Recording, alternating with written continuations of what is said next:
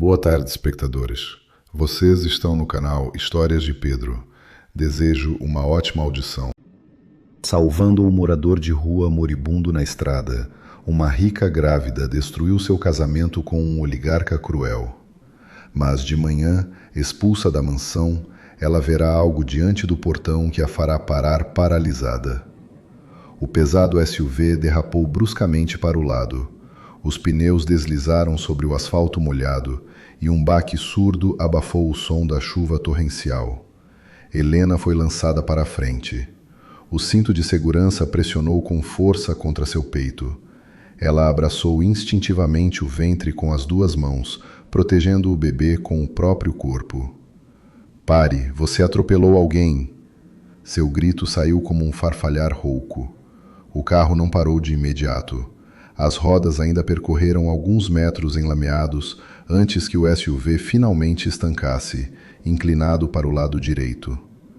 Na luz ofuscante dos faróis, a chuva formava uma parede cinzenta e densa, e bem lá atrás, na beira do asfalto escuro, jazia uma mancha imóvel e escura. Miguel, motorista particular do marido, permanecia imóvel. Seus ombros estavam tensos, e pelo espelho retrovisor, Helena viu seu rosto cinza, envelhecido pelo medo. Ele respirava com dificuldade, as mãos crispadas no volante. "Miguel, abra as portas." Helena puxou a maçaneta cromada, mas ela não cedeu. No interior do carro, ouviu-se um clique seco e discreto. O motorista havia travado o fechamento central. "Senhora Helena, não pode." A voz de Miguel tremia. Ele nem se virou. "O senhor Rodrigo vai me destruir. A senhora mesma viu. Foi um bêbado qualquer que saiu do acostamento e se jogou debaixo do carro. Ele vai nos arruinar com essa lataria branca. Custou uma fortuna. O patrão vai me demitir e vai tornar a vida da senhora um inferno por causa do carro. Vamos embora antes que alguém apareça na rodovia. Ninguém vai provar nada." Helena ficou alguns segundos olhando para a nuca do motorista. No interior quente e impecavelmente limpo do carro, perfumado com aromatizante caro e couro fresco, decidia-se a vida de alguém. Aquele medo do patrão, que paralisava a vontade de um homem adulto e saudável, ela conhecia muito bem, até a náusea. Envenenava tudo ao redor. "Abra a porta", disse ela em voz baixa e firme, surpreendendo-se com a própria firmeza. "Ou tira o sapato e quebra esse vidro lateral. Eu juro, Miguel." O motorista se sobressaltou, cruzou o olhar com ela pelo espelho e cedeu. A trava clicou. Helena empurrou a pesada porta. Uma rajada de vento gelado bateu imediatamente em seu rosto, quase roubando seu fôlego. Ela pisou diretamente em uma poça funda. A água fria encharcou instantaneamente seus finos sapatos de camurça. Os saltos afundaram na lama derretida. A chuva era tão densa que a 2 passos do carro a escuridão parecia impenetrável. O vento jogava água em seu rosto, mas Helena caminhava teimosamente de volta ao ponto onde ainda brilhavam as luzes de posição vermelhas. Aquele frio era revigorante, expulsava os pensamentos, fazendo o corpo agir por puro reflexo. E aquele vento cortante parecia agora uma salvação. Era muito melhor do que a atmosfera abafada, pegajosa e venenosa em que ela sufocava apenas uma hora antes, dentro de sua própria casa. Cada passo pelo acostamento escorregadio gerava uma dor latejante na lombar, e a memória a levava de volta, sem pedir licença, para a sala de jantar iluminada de sua mansão no campo. Uma hora atrás, havia um jantar formal. A mesa posta para 12 convidados transbordava de finos aperitivos. No ar, pairava um denso aroma misturado de carne assada, conhaque caro e perfume feminino intenso. Rodrigo sentava-se à cabeceira, recostado com ar senhorial na cadeira, e contava em voz alta mais uma história sobre como havia espertamente derrotado os concorrentes na última licitação. Os investidores riam, suas esposas aprovavam com acenos. Helena sentava à direita do marido, sentindo-se como um objeto caro e completamente inútil, como um vaso antigo tirado do armário apenas quando chegavam convidados importantes. Ela usava um vestido de seda creme encorpada, que Rodrigo havia escolhido pessoalmente, proibindo-a de usar qualquer coisa colorida. A esposa de um homem sério não deve parecer um palhaço de circo. Seu papel é a elegância discreta, ele dissera na época. Ela sentia falta de ar. A ventilação funcionava, mas o ar parecia viciado. O bebê se mexia com agitação, pressionando as costelas, tornando cada respiração difícil. Helena sentava ereta, com as mãos cruzadas no colo, olhando para seu reflexo na taça de cristal. Ela lembrou como, 8 anos atrás, Rodrigo era completamente diferente. Um gerente de nível médio, com olhos brilhantes e planos grandiosos. Naquela época, alugavam um pequeno apartamento na periferia, cozinhavam juntos e sonhavam com uma família grande. Helena o apoiava, economizava seu próprio salário para que ele pudesse comprar um terno decente para reuniões importantes. Ela acreditava nele. Mas o dinheiro fácil e abundante não apenas mudou Rodrigo, apagou tudo que havia de humano nele. A cada novo milhão depositado, ele se tornava mais duro, mais cínico. As pessoas haviam se tornado recursos para ele, e Helena, uma propriedade. Rodrigo, onde você escondia tal pérola? O homem corpulento, com a careca brilhando de suor, sentado à sua frente, ergueu a taça com um sorriso untuoso. Aliás, diamantes assim precisam de um bom engaste. Sua esposa não sorriu uma vez em toda a noite. Deve estar guardando seus capitais até nos pensamentos. Houve uma risada educada à mesa. Helena baixou os olhos, sentindo o rosto queimar. Não encontrou forças para esboçar sequer um sorriso protocolar. Rodrigo pousou sua taça na mesa. O som saiu alto demais. Ele se inclinou em direção a Helena. Seu rosto permanecia calmo, mas nos olhos surgiu exatamente aquela expressão que sempre a gelava por dentro. «Querida, vem comigo por um minuto», disse ele em voz firme, que não admitia objeções. Ele a tomou pelo braço. De fora parecia um gesto carinhoso de marido, mas seus dedos fecharam-se com força em seu antebraço, logo acima do cotovelo. A pressão era precisa, calculada, o suficiente para deixar uma marca dolorosa sob a manga do vestido, sem chamar a atenção dos convidados. Saíram para o amplo corredor em penumbra. Rodrigo soltou seu braço e Helena mal se equilibrou. Por que essa cara de funeral? Sua voz ficou baixa e opressiva. Ele falava baixo para não ser ouvido na sala, e isso tornava tudo mais assustador. Para que eu a trouxe aqui, Helena? Estou me sentindo mal. Helena se apoiou de costas na parede fria, tentando regular a respiração. Estou com cólica, está muito abafado. Posso ir para o meu quarto lá em cima?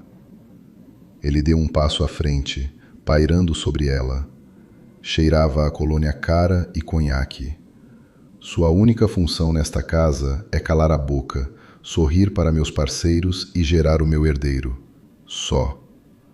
Ele martelava cada palavra, olhando para ela de cima. Você é um zero à esquerda, Lena. Uma interiorana comum que eu comprei, limpei e vesti com meu dinheiro.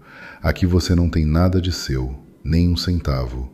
Se não é capaz nem de sentar bonito à mesa, não me estrague a noite com essa cara de enterro. Ele ajeitou os punhos da camisa perfeitamente engomada. Vá para o carro. Diga ao Miguel para te levar ao apartamento da cidade. Não quero te ver mais hoje. Não aguento te olhar. Isso foi 1 hora atrás.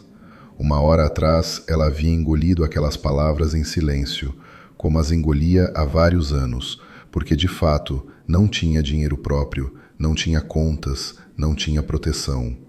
Só o medo pelo filho, que aquele homem todo-poderoso poderia lhe arrancar com um estalo dos dedos se ela pedisse o divórcio.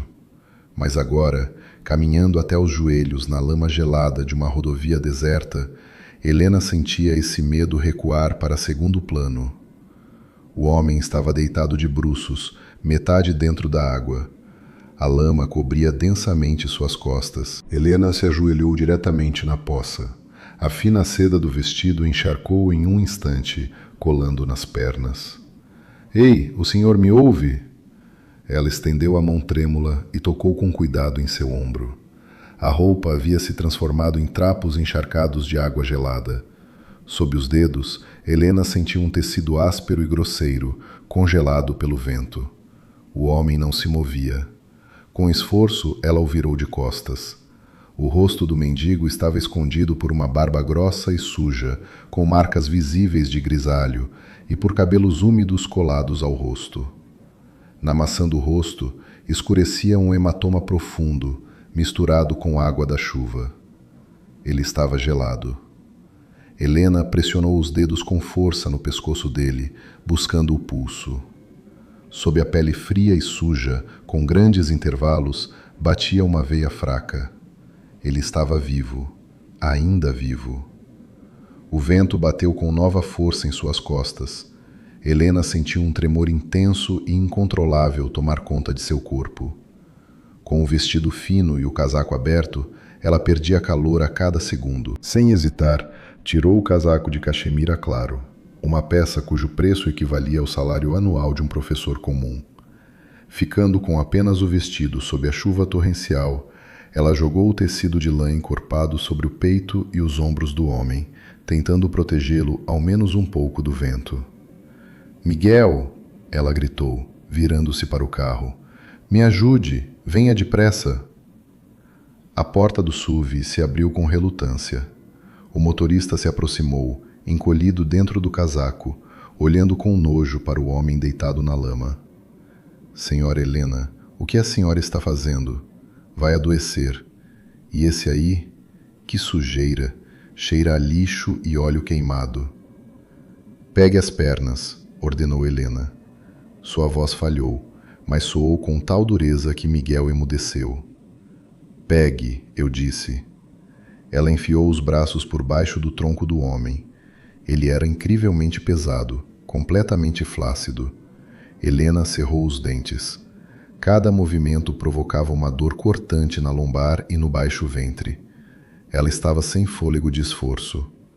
Os saltos deslizavam na lama, os pés se abriam para os lados. «Levanta, vamos!» Eles o carregaram até o carro por longos minutos. Miguel bufava com impaciência, tentando manter as pernas enlameadas do homem longe de seu uniforme limpo. Chegaram à porta aberta.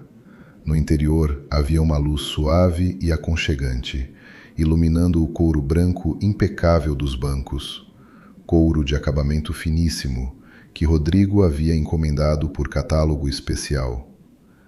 «Meu Deus, o senhor Rodrigo vai me matar», gemeu Miguel, quando com dificuldade jogaram o corpo no banco traseiro.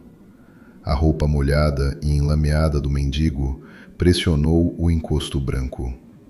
O sangue, misturado à argila e à água da chuva, começou a ser absorvido pelo material de elite em manchas escuras, deixando marcas feias e permanentes no símbolo de riqueza e status. Helena se apoiou na porta do carro, recuperando o fôlego. Gotas geladas escorriam por seu rosto, os cabelos colados nas bochechas. Ela olhava para o interior arruinado e compreendia com clareza absoluta que Rodrigo não lhe perdoaria isso. Por aquelas manchas, ele a faria sofrer de um jeito elaborado e cruel. Encontraria uma forma de puni-la para que ela não esquecesse jamais. Mas não havia como recuar. No banco traseiro, com respiração entrecortada e roncos, um ser humano estava morrendo. Ela fechou a porta, contornou o carro e caiu no banco da frente, deixando no assento o rastro molhado do vestido encharcado até o osso. Miguel sentava-se ao volante, cabisbaixo. A olhava com censura e medo incontidos. «Para a clínica do Dr. Figueiredo», ordenou Helena, tentando controlar o bater dos próprios dentes. «É a mais próxima. Ande o mais rápido que puder.» O restante do trajeto até a clínica fundiu-se para Helena num pesadelo contínuo e pulsante. O SUV avançava pela rodovia alagada, caindo a todo momento em poças fundas. A água suja espirrava para os lados. No banco de trás, o homem respirava pesadamente, com um síbilo. Sua cabeça tombou de lado, deixando no encosto branco do apoio uma marca úmida e escura. Miguel dirigia de modo entrecortado, lançando olhares assustados pelo espelho retrovisor. Resmungava maldições entre os dentes, amaldiçoando a chuva, a estrada noturna e seu destino ingrato. O edifício da clínica particular de elite surgiu das trevas como um ponto de luz brilhante. Fachadas de vidro altas, jardins bem cuidados, amplo acesso de entrada. Tudo ali gritava muito dinheiro e absoluto bem-estar. O SUV freou bruscamente bem diante da entrada principal, por pouco sem tocar nos limitadores cromados de estacionamento. Helena foi a primeira a sair sob a chuva. Puxou a porta traseira. "Me ajude!" gritou para o motorista, que hesitava, saindo do volante a contragosto. Eles sustentaram novamente o corpo que não se sustinha. O homem parecia ainda mais pesado que no acostamento. As portas automáticas de vidro da clínica deslizaram em silêncio para os lados, deixando-os entrar no saguão espaçoso, banhado de luz branca e uniforme. Tocava ali uma música clássica quase imperceptível. O ar cheirava a aromatizantes caros com notas de algodão fresco e uma leve e discreta esterilidade. No balcão da recepção havia altos vasos de vidro com orquídeas brancas vivas. A chegada deles provocou um alvoroço verdadeiro. Duas jovens recepcionistas com ternos azul turquesa perfeitamente passados saltaram de seus lugares. Uma delas, instintivamente, cobriu a boca com as mãos, olhando para o homem sujo, de quem escorria lama escura sobre o mármore impecavelmente limpo. A outra logo alcançou o telefone. Helena respirava com dificuldade. O vestido de seda molhado colava em sua figura. Da cabeça escorria água. "Uma maca!" ela exigiu com voz rouca, dando um passo em direção ao balcão. "Urgente! Ele perdeu muito sangue." As recepcionistas se entreolharam sem se mover. Em seus olhos havia perplexidade franca, misturada à repulsa. Pacientes assim jamais cruzavam o portal daquela instituição.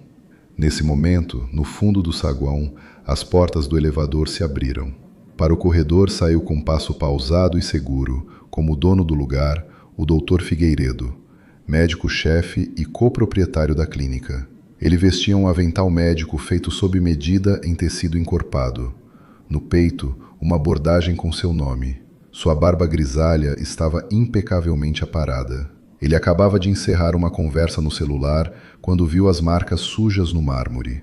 Seu olhar deslizou do piso enlameado para Miguel, que com dificuldade sustentava o corpo inerte, e então parou em Helena. O Dr. Figueiredo guardou devagar o telefone no bolso e se aproximou. Tirou do bolso superior um lenço branco impecável e o aproximou levemente do nariz. "Helena, minha cara, que encenação teatral a esta hora da noite." Sua voz era suave, mas nas entonações transparecia uma irritação quase velada. "Devo confessar que estou surpreso. Dr. Figueiredo, este homem sofreu um acidente ou foi agredido, não sei. Ele estava congelando na rodovia." Helena falava rápido, tentando recuperar o fôlego. "Ele precisa de reanimação urgente." O médico-chefe suspirou, guardando o lenço. Passou os olhos pelo homem pendurado nos braços de Miguel. Pedaços de argila ressecada caíam no chão. "Helena, a senhora deve estar muito estressada." O Dr. Figueiredo falava com ela como com uma criança ingênua. "Aqui tratamos a elite da cidade. Somos uma clínica VIP, um estabelecimento fechado, não uma albergaria para elementos de rua. Este homem vai comprometer todo o nosso regime sanitário. Olhe para ele. Sujeira, infecções, ausência de qualquer documentação. Ele está morrendo." Helena deu um passo em direção ao médico. Sua voz vibrou de tensão. O pulso dele mal se percebe. Não é problema nosso, cortou o Dr. Figueiredo. E ali mesmo sua voz se tornou dura e fria. A máscara gentil caiu. Amanhã de manhã tenha o prefeito para exame completo. Não vou colocar esse lixo de rua nas minhas salas cirúrgicas. Miguel, ele se dirigiu com autoridade ao motorista. Leve esse vagabundo, coloque de volta no carro e chame o SAMU. Que o levem para o hospital público do outro lado da cidade. Lá estão acostumados com esse tipo. Miguel acenou aliviado e tentou arrastar o homem de volta para a saída. Por dentro, Helena sentiu algo se romper. Na última hora, ela havia aguentado. Aguentado a humilhação no jantar, a grosseria do marido, o medo animal do motorista, a chuva gelada e o peso daquele corpo estranho. Mas agora, olhando para o rosto saciado e indiferente do médico que se recusava a salvar uma vida em nome da limpeza de seus tapetes, ela sentiu uma raiva surda e poderosa a engolir. Lembrou de como Rodrigo comprava pessoas, como resolvia questões. Dinheiro e poder eram a única linguagem que essas pessoas entendiam. E agora ela decidiu falar essa língua. Helena ergueu a mão até o pescoço. Os dedos, gelados, mal obedeciam, mas ela puxou com força o fecho do colar exclusivo. Uma peça maciça de ouro branco, cravejada de grandes diamantes da mais pura qualidade, presente de Rodrigo em seu último aniversário de casamento. O símbolo de sua gaiola dourada. O fecho cedeu. O metal pesado queimou sua palma. Helena deu 2 passos rápidos até o balcão da recepção e jogou o colar com força sobre o vidro espesso. O baque seco e alto ecoou pelo saguão silencioso. As recepcionistas se sobressaltaram. Sob as lâmpadas halógenas brilhantes, as pedras cintilaram com um fogo gelado e ofuscante. Aqui é suficiente para comprar toda a sua ala de reanimação. A voz de Helena não tremia mais. Ficou baixa, opressora, completamente estranha. Suficiente para novos tapetes, para uma nova sala cirúrgica e para o senhor por cima. Dr. Figueiredo. Helena não desviava o olhar tenso do médico. Se algo acontecer a este homem na porta desta clínica, eu pessoalmente, ouviu bem, pessoalmente, farei com que Rodrigo acabe com este estabelecimento. O senhor sabe como ele resolve problemas. Vou dizer a ele que o senhor me negou socorro e o senhor vai perder o alvará para sempre.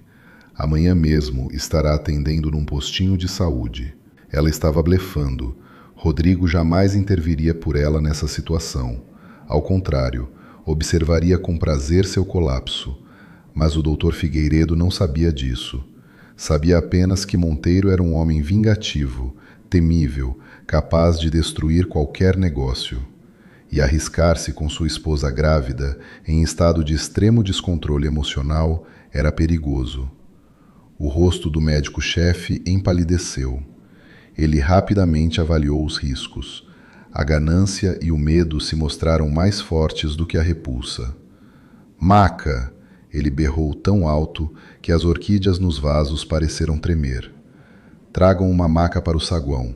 Preparem a segunda sala cirúrgica. Rápido!" Pelas portas laterais saíram imediatamente 2 homens corpulentos em uniforme. Eles habilmente tomaram o homem de Miguel, que respirava pesado, e o deitaram numa maca rígida. Os lençóis brancos se cobriram instantaneamente de manchas marrons e cinzas. As rodas rolaram com um farfalhar suave sobre o mármore em direção aos elevadores de serviço. O Dr. Figueiredo, sem dizer mais uma palavra, apressou-se atrás deles, dando ordens entrecortadas pelo rádio enquanto caminhava. Helena ficou parada no meio do saguão. Miguel, remexendo-se de um pé para o outro, olhava para ela com ar culpado. "Senhora Helena", murmurou ele, desviando os olhos. "Vou para o carro, espero a senhora lá." Saiu, desaparecendo apressado pelas portas de vidro. Só agora, com a adrenalina começando a recuar, Helena percebeu em pleno o quanto estava com frio. O vestido de seda molhado colava nas pernas. O vento da rua ainda circulava pelo amplo ambiente. Um tremor fino e incessante tomou conta de seu corpo. Os dentes batiam involuntariamente. Ela foi até o sofá de couro no canto do saguão e se deixou cair. Recostou a cabeça no encosto macio e fechou os olhos. As forças haviam sumido por completo.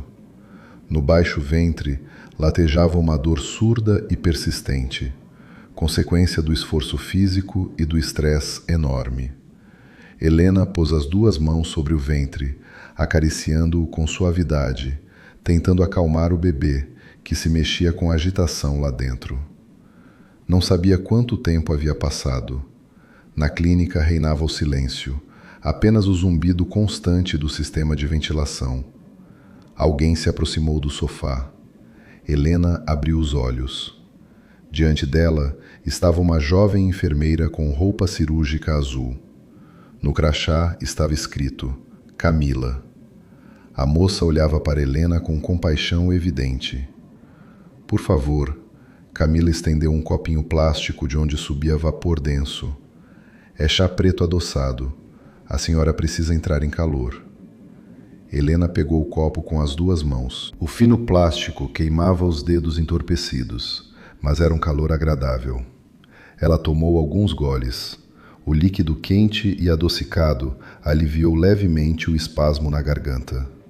Obrigada, respondeu Helena em voz baixa. Camila não foi embora. Na outra mão, ela segurava o casaco de cachemira claro de Helena. Estava irreparavelmente manchado de lama, óleo e sangue alheio. Aqui está seu casaco. A moça o estendeu com timidez. Tiramos na recepção. O homem está em cirurgia agora. Ele tem um traumatismo craniano grave, hipotermia severa e várias lacerações. Mas os cirurgiões dizem que há chance. A senhora o trouxe a tempo. Helena olhou para o tecido arruinado. Automaticamente estendeu a mão e enfiou os dedos no bolso fundo, verificando se havia sobrado alguma chave.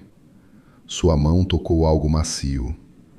Helena tirou do bolso um pequenininho sapatinho de lã branca tricotado. A linha era macia e quente. Ela o havia tricotado às escondidas, nas noites em que Rodrigo não estava em casa. O marido odiava esse tipo de coisa. Considerava trabalho manual uma tolice caipira e pobreza. Para o quarto do bebê já haviam sido encomendadas peças das melhores boutiques italianas, com enormes logos de marcas famosas. Para Rodrigo, era importante que tudo gritasse seu status, enquanto Helena simplesmente queria colocar naquilo para seu filho um pouco de amor de verdade, o calor de suas próprias mãos. Aquele sapatinho ela sempre carregava no bolso do casaco, como um amuleto. Helena apertou o novelo macio de lã no punho e enfiou a mão no bolso de seu vestido molhado, escondendo a única coisa que tinha valor para ela. Ela ergueu os olhos para a enfermeira. Deixe o casaco para ele. Não preciso mais. Que o cubra quando acordar. Com esforço, ela se levantou do sofá. A cabeça girou. Helena sabia que não conseguiria andar no mesmo carro de Miguel. Tirou o celular da bolsa e chamou um táxi. 5 minutos depois, ela saiu do saguão brilhante da clínica sob a chuva gelada sem fim. O carro preto já esperava na entrada. Helena sentou no banco traseiro e disse o endereço do condomínio fechado. Ela ia em direção à manhã, em direção a Rodrigo, ao carro estragado, ao escândalo e à sua execução pessoal. Sabia que não haveria clemência. O silêncio do quarto de terapia intensiva era interrompido apenas pelo bip rítmico e regular do monitor cardíaco e pelo suave sibilo do aparelho de oxigênio umidificado. Lá fora, a chuva ainda caía. As gotas tamborilavam no vidro. O homem deitado na cama funcional abriu os olhos. A princípio não via nada além de uma mancha branca desfocada, a lâmpada do teto. O nariz foi atingido pelo odor específico do hospital, uma mistura de ozônio, álcool e medicamentos. A cabeça latejava com dor pesada e pulsante. Qualquer movimento dos globos oculares provocava uma dor latejante. O braço direito, conectado ao soro, parecia não pertencer a ele. Ele tentou engolir saliva. A boca estava seca. Junto à dor física veio algo mais importante. As memórias voltavam em flashes agudos e dolorosos. Ele está em seu escritório, no andar superior do centro empresarial. Janelas panorâmicas, vista para a cidade. Na sua frente está sentado Rodrigo, seu sócio mais jovem. Rodrigo sorri, largo, aparentemente sincero, estendendo uma pasta com documentos para assinar. Troca de cena. Uma estrada escura, chuva. Ele pisa no freio do SUV, mas o pedal vai ao fundo sem resistência. Vazio. Falha no sistema. Uma virada brusca do volante, faróis ofuscantes de um caminhão na contramão. Impacto, rangido de metal amassando. Voo para a escuridão da vala. Outra cena. Ele jaz na terra fria. Sobre ele estão dois homens. Rostos escondidos por capuzes. Um deles empurra-o com força com o pé.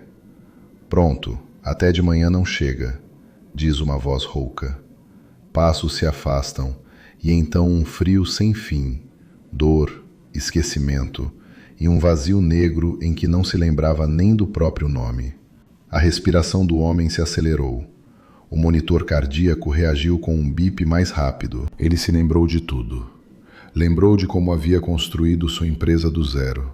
Lembrou de como confiava em Rodrigo. Lembrou de como ele planejou meticulosamente aquela tomada de controle. Seu nome é Gabriel. Gabriel Henrique Monteiro. Esse não. Seu nome é Gabriel Ventura. E ele está vivo. A porta do quarto se abriu com cuidado. A jovem enfermeira Camila deslizou para dentro. Aproximou-se da cama para verificar os aparelhos e ajustar o soro. Notando que o paciente abrira os olhos, ela se paralisou. "O senhor voltou a si?" Ela perguntou baixinho, se inclinando. "Não se mexa, não pode. O senhor tem uma forte concussão." Gabriel focalizou o olhar nela. Seus olhos cinzas, até um minuto antes turvos e sem expressão, olhavam agora para a moça com uma clareza pesada e perturbadora que fez Camila recuar involuntariamente um passo. Ele tentou falar, mas da garganta ressecada saiu apenas um farfalhar rouco. Camila rapidamente encheu um copinho com água, com canudo, e o aproximou de seus lábios. Gabriel tomou vários goles ávidos. A água devolveu sua voz. Ele ergueu a mão esquerda, livre de catéteres. O movimento era pesado, mas seus dedos fecharam-se com firmeza em torno do pulso fino da enfermeira. Camila se sobressaltou, mas não tentou se soltar. Daquele homem machucado e enfaixado irradiava tal onda de certeza absoluta que era impossível resistir. Telefone. Sua voz era baixa, rouca, áspera, mas soava como uma ordem irrefutável. "Me dê o telefone. 1 minuto." Camila olhou para a porta fechada. As regras da clínica proibiam terminantemente dar celulares pessoais a pacientes em reanimação. Isso significava demissão. Mas diante de seus olhos ainda estava aquela mulher frágil e grávida, no vestido de seda encharcado, que havia jogado diamantes no balcão para salvar esse homem. Havia algo de errado naquela história, que ia além da rotina hospitalar comum. Ela enfiou rapidamente a mão livre no bolso de seu uniforme, tirou o smartphone, desbloqueou a tela e o depositou na palma larga e áspera de Gabriel. Seus dedos, cobertos de arranhões frescos, deslizaram pelo vidro. Ele não precisava de nenhuma agenda. Ele digitava um único número gravado de forma imutável em sua memória. O número de alguém em quem confiava com a própria vida. Os toques se prolongaram. Por fim, na outra extremidade responderam. "Sim." Soou no fone uma voz masculina curta e dura. Gabriel fechou os olhos. A dor nas têmporas estava insuportável, mas ele se forçou a falar com clareza. "Rafael, sou eu." Silêncio. 1 segundo, 2, 3. Ouvia-se apenas a respiração pesada do outro lado da linha. O chefe de segurança, um homem que não perdia a compostura nas situações mais difíceis, Estava agora em silêncio, absorvendo o que havia ouvido. Gabriel Ventura. A voz de Rafael tremeu. Vivo. Onde está? Na clínica do Dr. Figueiredo, na reanimação. Tire-me daqui imediatamente. Traga nossos médicos, uma equipe de confiança e venha. Em 20 minutos, Rafael respondeu com precisão militar. A hesitação havia desaparecido. O profissional havia entrado em campo. E mais, Rafael.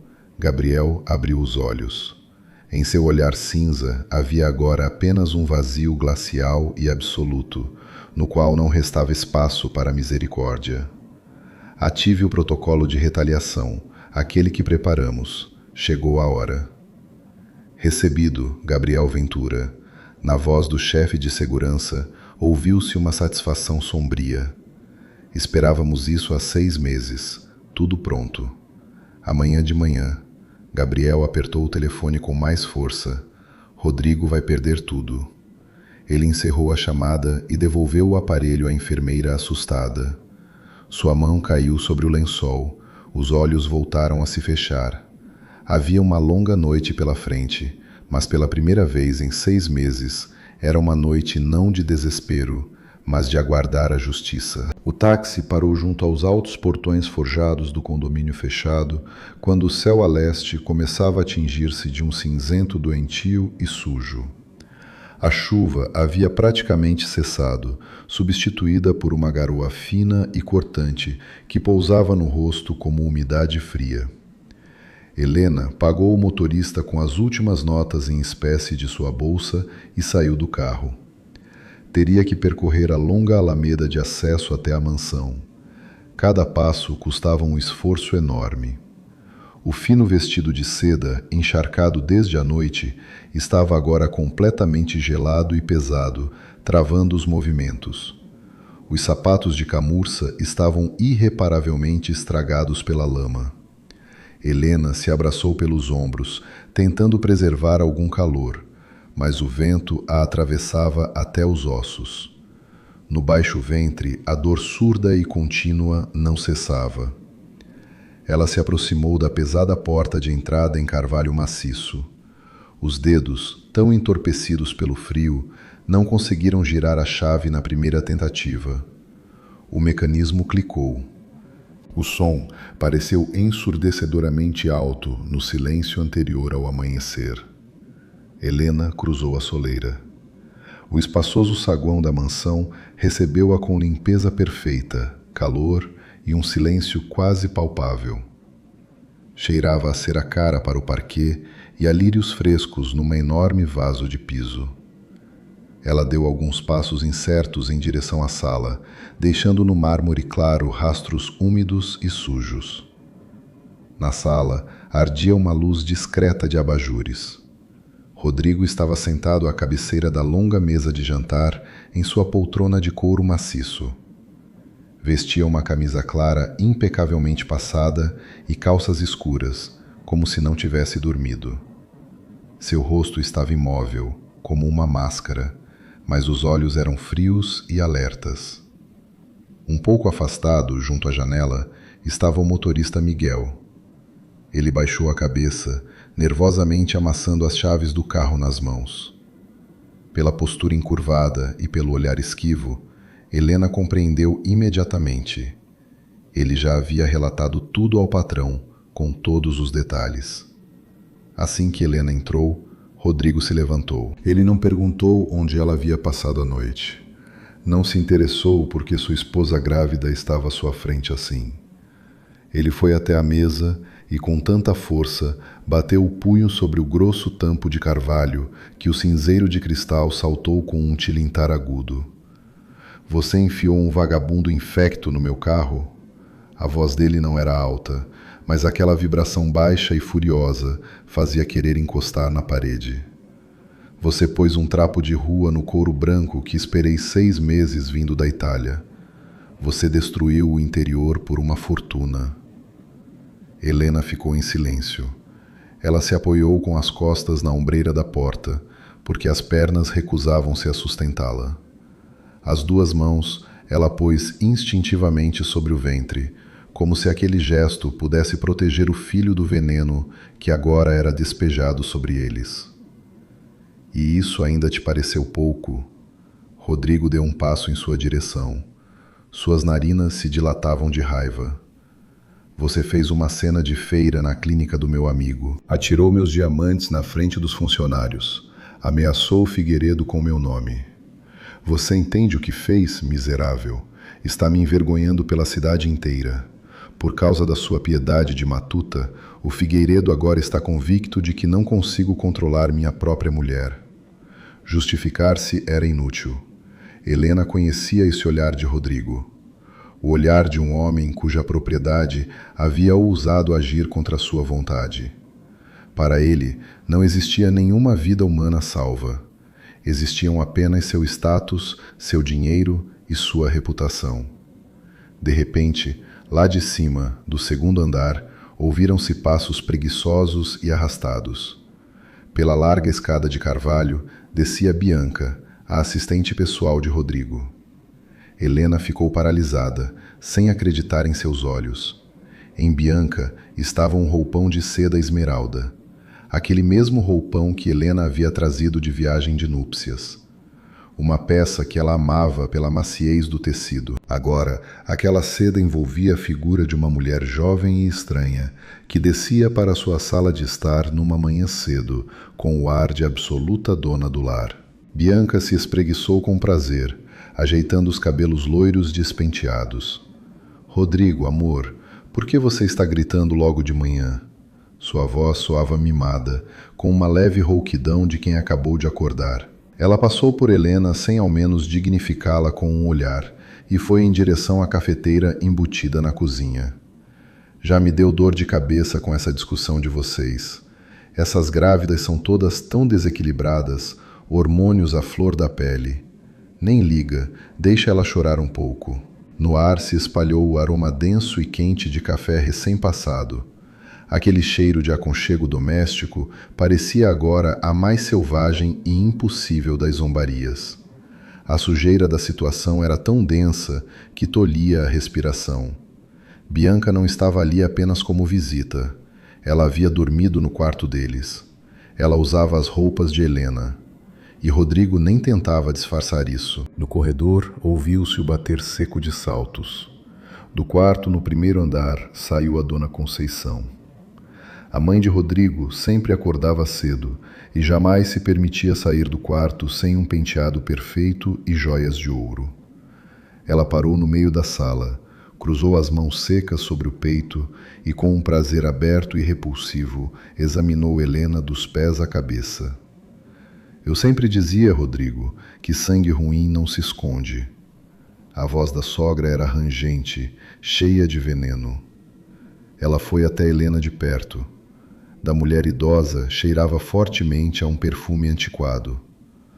Olha ela, foi se espojar na lama com algum mendigo. Trouxe infecção para uma casa limpa. O olhar de Dona Conceição deslizou pelo pescoço pálido e fino de Helena e parou. Entre as peças caras compradas por Rodrigo, Helena sempre usava apenas um acessório seu, uma corrente fina de prata com um medalhão pequeno e escurecido pelo tempo. Era tudo que lhe restara de sua mãe falecida. Rodrigo odiava aquela bugiganquinha, mas Helena recusava-se categoricamente a tirá-la. O rosto da sogra se distorceu de raiva. Por mais diamantes que te pendem no pescoço, você continua usando seu lixinho. Ela cuspiu. Vira-lata não se limpa, não importa quanto dinheiro se invista. Sempre volta para o cisco. Dona Conceição, com uma força inesperada para sua idade, lançou o braço à frente. Seus dedos nodosos, com argolas de ouro maciças, agarraram a corrente de prata no pescoço de Helena e a arrancaram com violência. O fino metal cortou dolorosamente a pele delicada, deixando imediatamente uma marca avermelhada, e partiu com um estalido suave. Helena soltou um grito abafado, levando a mão ao pescoço. Não se atreva, devolva isso. Ela tentou agarrar o braço da sogra, mas a fraqueza após a noite sem dormir a traiu. Dona Conceição a empurrou, foi até a pesada porta de entrada, escancarou-a e atirou o medalhão de prata lá para fora, com toda a força. O pequenininho pedaço de metal brilhou à luz cinzenta da manhã e desapareceu silenciosamente em uma poça de lama funda junto ao portal. Seu lixo vai para a rua, decretou a sogra, fitando Helena de frente. Assim como você. Esta casa precisa de uma mãe de verdade para o herdeiro, não de uma histérica louca. Rodrigo havia observado tudo em silêncio. Em seus olhos não havia nenhuma compaixão, apenas um cálculo frio e calculista. Ele havia tomado a decisão, aquela mesma que vinha amadurecendo havia meses, esperando apenas uma oportunidade conveniente para se livrar da esposa que o incomodava, ficando com a criança. Ele virou a cabeça para o corredor.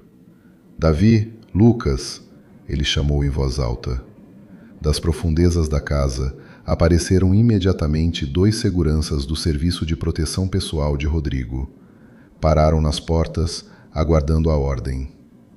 Tirem ela para fora do portão. Rodrigo fez um gesto descuidado em direção a Helena, como se falasse de um móvel quebrado. Agora mesmo, sem pertences, do jeito que está. As palavras do marido chegaram à consciência de Helena com atraso. A proteção psíquica interna se recusava a aceitar aquela realidade monstruosa. Rodrigo, ela deu um passo incerto em sua direção. Sua voz tremeu, quebrando num sussurro abafado. O pânico, pegajoso e gelado, começava a subir do ventre até a garganta. Rodrigo, você enlouqueceu? Lá fora é quase inverno. Para onde eu vou nesse estado? Nem tenho celular. Ela estendeu a mão e se agarrou convulsivamente na manga de sua camisa impecavelmente passada, deixando no tecido claro manchas sujas de seus dedos. E o bebê? Rodrigo, eu te peço. Ele retirou o braço com repulsa irresistível. O bebê, Rodrigo sorriu. Aquele sorriso era mais assustador do que qualquer grito. Tirou do bolso das calças o smartphone e, sem tirar os olhos de sua esposa em tom de escárnio, discou um número. Paulo, bom dia. Prepare os papéis de divórcio. Ação de destituição total do pátrio poder por instabilidade psicológica. Os laudos médicos eu providencio em seguida. Bloqueie imediatamente todos os cartões bancários dela. Cancele o atendimento na clínica particular onde ela estava fazendo o pré-natal. Ela não pode mais entrar lá. Ele ouvia a resposta do advogado, sem parar de furar Helena com o olhar. Correto. O bebê pegamos na maternidade direto, no dia da alta. A segurança vai providenciar tudo. Pode agir. Ele desligou e guardou o telefone de volta no bolso. Helena estava diante dele, sem conseguir sequer respirar. O ar da sala havia ficado insuportavelmente pesado. Você vai parir numa enfermaria gratuita do SUS, num corredor com baratas. Rodrigo martelou cada palavra. Meu advogado vai te destruir no tribunal. Ninguém vai te acreditar. O juiz vai deixar o herdeiro comigo, e você vai apodrecer em alguma sarjeta junto com esses mendigos que tanto gosta de salvar. E agora saia da minha casa.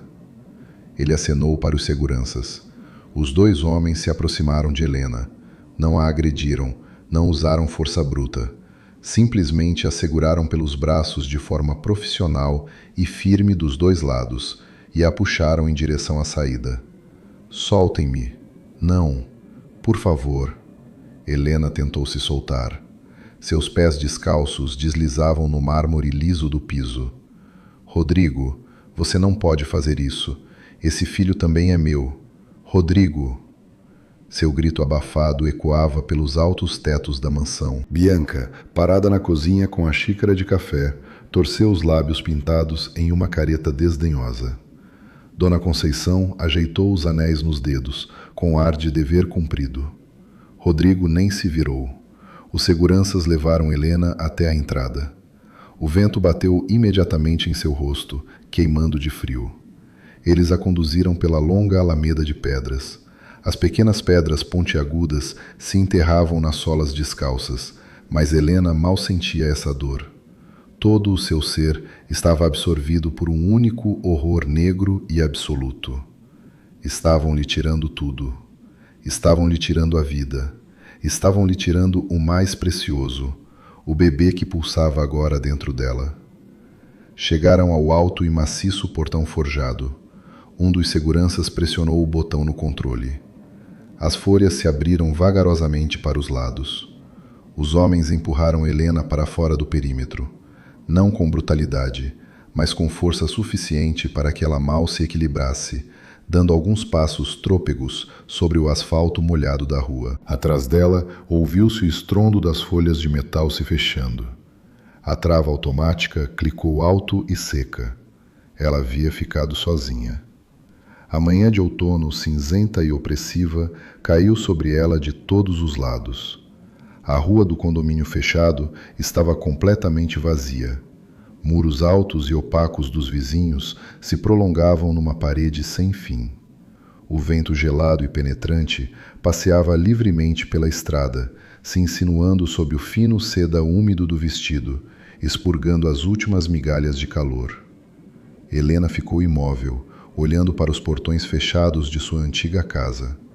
Por dentro havia se formado um vazio frio e surdo. E de repente, esse vazio explodiu em uma dor aguda e cortante.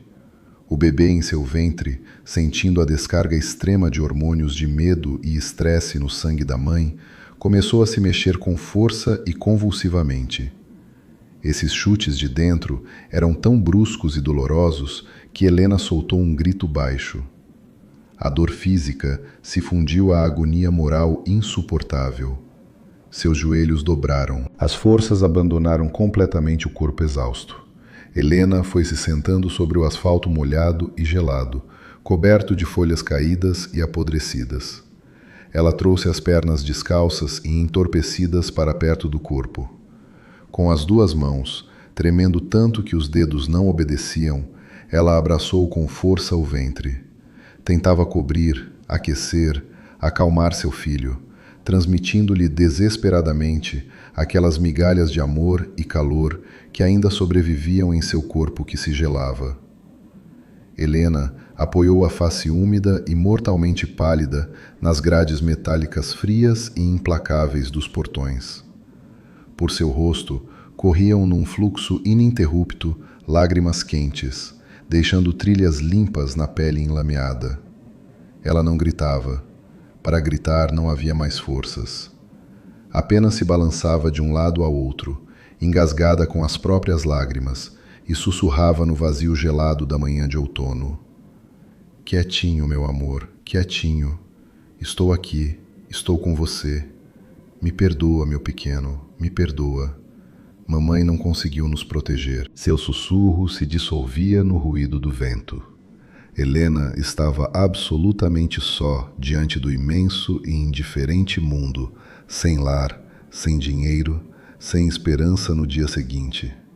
Ela havia chegado àquele fundo do desespero, onde o medo acaba e começa apenas uma escuridão abafada e devoradora. O tempo perdeu sua medida habitual. Já não se media em minutos ou horas, apenas em rajadas de vento gelado e no entorpecimento crescente das pernas. Helena continuava sentada no asfalto molhado, junto aos portões forjados fechados.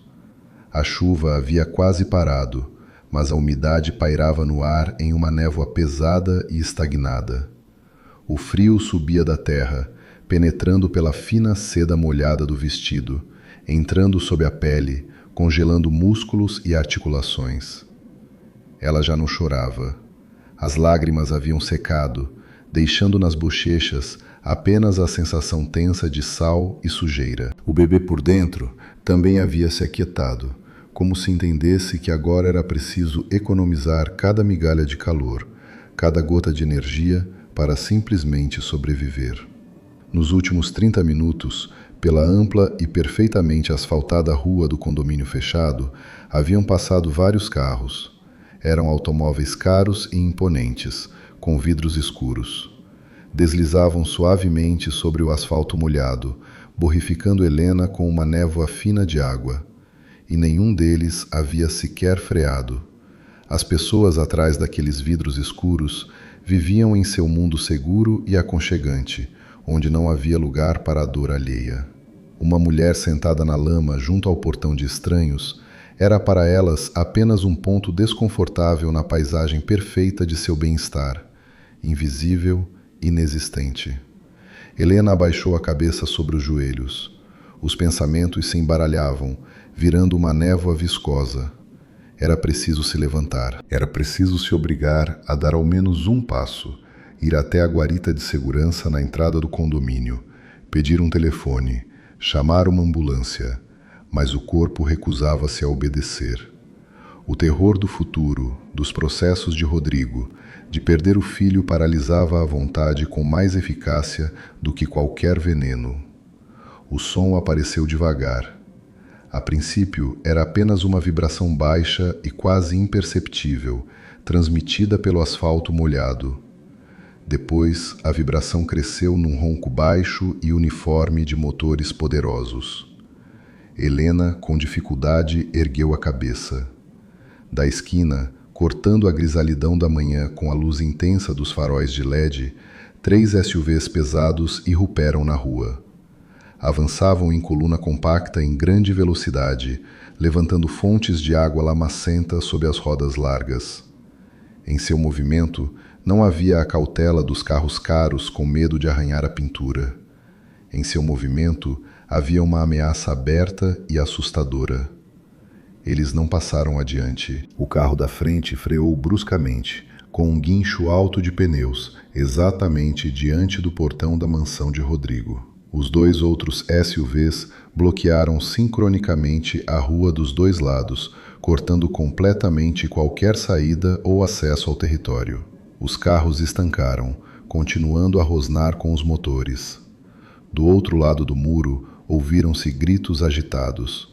Os seguranças de Rodrigo, acostumados a assustar apenas mulheres indefesas e pequenos burocratas, entraram em pânico óbvio. Uma chegada dura como essa, em seu mundo, significava apenas uma coisa: chegou a Polícia Federal ou um órgão federal sério com mandado de prisão. Arriscar suas próprias vidas pelo salário de segurança ninguém pretendia. Soou o sinal de alerta e as pesadas folhas forjadas do portão, obedecendo ao botão do controle da guarita, se abriram apressada e incondicionalmente para os lados, abrindo caminho. Helena, instintivamente, se encolheu contra a coluna fria do pilar, tentando ficar o mais discreta possível. Ela não entendia o que estava acontecendo, mas o medo animal a fez cobrir o ventre com as mãos. O barulho dos motores e o estrondo do portão se abrindo ressoaram por toda a propriedade. Na ampla varanda de mármore da mansão, saiu apressado Rodrigo. Ele abotoava no trajeto o paletó claro que havia jogado sobre a camisa. Seu rosto expressava o extremo do nervosismo, misturado a uma antecipação ávida. Ele estava absolutamente certo.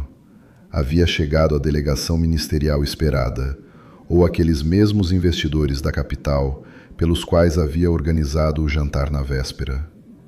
Ninguém mais poderia se dar ao luxo de entrar em sua casa com tamanha insolência. Rodrigo, com um gesto familiar, ajeitou a gola, alisou os cabelos e esticou no rosto seu sorriso mais impecável e bajulador. Aquele mesmo que reservava para as pessoas que estavam acima dele em status. Atrás dele, na varanda, surgiu Bianca. Ela já havia trocado o roupão de seda de Helena por um vestido de marca justo. Apressadamente ajeitava os cabelos e tentava assumir a posição mais vantajosa para demonstrar imediatamente aos convidados sua importância naquela casa. Um pouco atrás apareceu Dona Conceição. A sogra tateava nervosamente os brincos de ouro, verificando se estavam no lugar, e esticava o pescoço tentando enxergar quem havia chegado. Eles se postaram na varanda como uma família real à espera de embaixadores, esquecendo completamente a mulher que haviam acabado de atirar para a rua para morrer. As portas dos SUVs pretos se abriram com um baque simultâneo e seco. Os primeiros a pisar no asfalto molhado foram homens com ternos escuros austeros. Seus movimentos eram econômicos, trabalhados e incrivelmente rápidos. Não se agitavam. Em poucos segundos, se espalharam profissionalmente pelo perímetro, cortando todas as vias de fuga e tomando controle do pátio. Os seguranças de Rodrigo, postados junto ao portão, recuaram sabiamente para a sombra das árvores, sem nem tentar fazer perguntas. Do segundo carro saiu um homem alto e sólido, de cabelo curto e fone no ouvido, Rafael. Ele lançou um olhar rápido e penetrante para a varanda, depois para Helena encolhida junto ao portão, e só então abriu a porta traseira de passageiro do seu SUV. Helena olhava para a porta aberta, sem conseguir desviar o olhar. Primeiro, no asfalto molhado desceu uma bota de couro fosco caro. Depois, do interior escuro do carro, suavemente, apoiando a mão na borda da porta, saiu ele. Helena piscou, certa de que sua mente congelada lhe pregava uma peça cruel. O homem vestia um terno azul marinho impecável, feito sob medida, que assentava nele como uma segunda pele. A camisa branca sem gravata realçava a largura dos ombros. Ele havia se barbeado. O cabelo escuro, com um prateado nobre nas têmporas, estava cuidadosamente arrumado. Mas seu rosto estava branco como papel. Na maçã do rosto, onde horas atrás havia um ferimento rasgado e sangrento, estava agora um curativo médico discreto. Seus movimentos careciam de leveza. Ele se movia com cautela, ligeiramente travado, mantendo as costas em uma postura estranhamente rígida. Helena, com sua experiência e intuição, percebeu imediatamente. Ele se mantinha de pé, graças apenas a uma dose monstruosa de potentes analgésicos e a sua própria força de vontade sobre-humana. Cada passo lhe custava um esforço enorme, mas ele não demonstrava isso em nada, salvo pelo maxilar cerrado com força. E ainda assim, apesar do terno impecável, apesar do verniz e da guarda, Helena o reconheceu. Reconheceu aquele olhar penetrante de olhos cinzas. Olhos nos quais agora não havia nem dor, nem a fraqueza de um mendigo noturno, mas apenas poder glacial e concentrado. Era ele, o mesmo homem que ela havia arrastado da lama do acostamento algumas horas antes. Gabriel se endireitou. Não olhou para a mansão. Não dignou com um olhar sequer o Rodrigo congelado na varanda com seu sorriso falso. Seu olhar encontrou Helena imediatamente. Ele deu um passo à frente. As pessoas de sua segurança se afastaram em silêncio, formando um corredor vivo. Gabriel caminhava em direção a ela com firmeza, sem parar. Helena estava sentada no chão, encolhida numa bola, e o olhava de baixo. O tremor a sacudia tão forte que seus dentes batiam. Ela queria dizer algo, perguntar algo, mas a garganta se contraiu em espasmo. Gabriel se aproximou. Parou, olhando para seu vestido fino e encharcado, para os pés sujos e descalços, para as mãos que desesperadamente abraçavam o ventre. Em seus olhos cinzas relampejou algo escuro e terrível, mas isso não era destinado a ela. E então, aquele homem poderoso e assustador fez algo que fez os seguranças de Rodrigo abrirem a boca. Gabriel se ajoelhou suavemente diante de Helena, diretamente na lama gelada e molhada. O tecido fino de suas calças encharcou instantaneamente com água gelada e lodo da rua, mas ele nem baixou os olhos. Para ele, aquela lama simplesmente não existia. Ele tirou o paletó de cachemira.